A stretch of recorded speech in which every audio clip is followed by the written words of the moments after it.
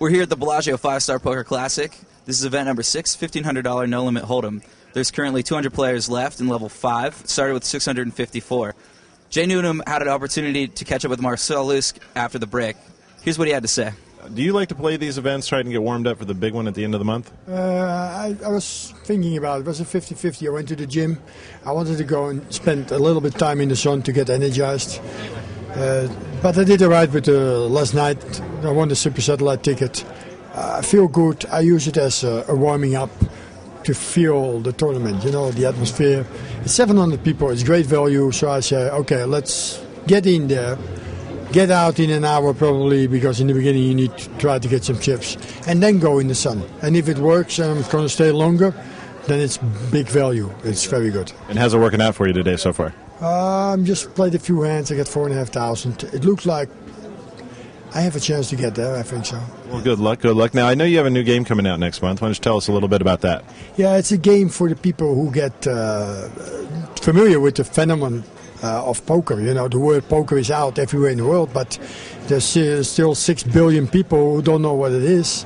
And I created the Hold'em game in a way where you can see the back of the cards, actually predicting what you have as the outcome. So before the hand is going to be played, everybody knows to invest yes or no on your hand. So if you like young people, they observe, they calculate the odds and the outcome. It's very nice to learn the game much quicker like that and get a feel of the cards. Kind of like a tutorial, and kind of walks them through not only the poker side of it, but the math side of it as well. Yes, it makes it more simple for people to understand at home who have no clue about the game. And then you actually can open the box, play with them, there's chips inside, my glasses, the DVD, and it's just very simple. It's not expensive. I think the people would like it. Yeah, it's worldwide by Jumbo.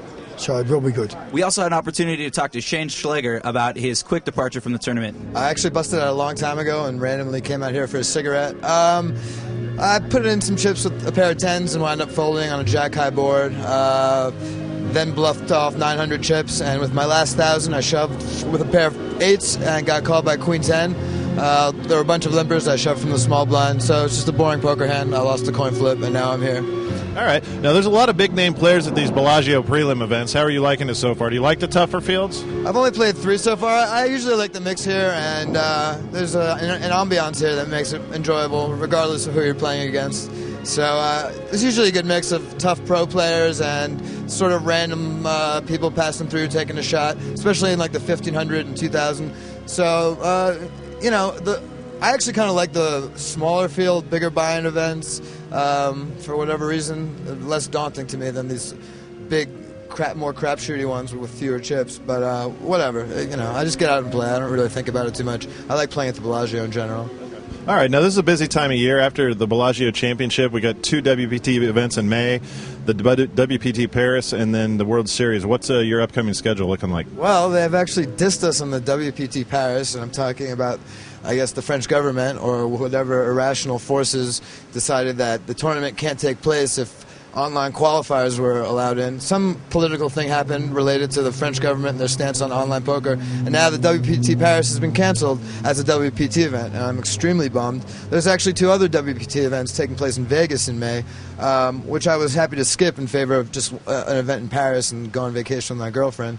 They're still running the event, I guess, but it's going to be 50 players, and I guess I just want to rant against the just irrational legislation that seems to be taking place and accepted all around the world. And you know, I think people should be allowed to gamble and smoke whatever they want. You know, especially gambling, which is decades old, you know, centuries old tradition. The French government and the French people have never had a problem with it before, and so it's just, you know, whatever. It's absurd and disappointing. And of all the things that you have to struggle with as a poker player, this shouldn't be one of them. You know, government.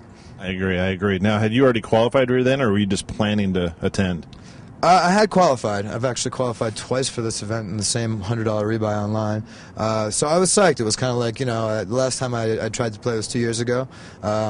Unfortunately, then my girlfriend couldn't come with me because her father passed away, so this was going to be like a reunion or homecoming or something. You know, we're going to combine it with a nice vacation, and it'll still be a nice vacation, but it always seems like something gets screwed up when it comes to Paris. I don't know. So are you planning on totally skipping the event now? I might. I don't know. I'm up in the air. I think, it depends. If I can get cash back for it, I might choose to play the Mirage event instead with that money. Or, it depends.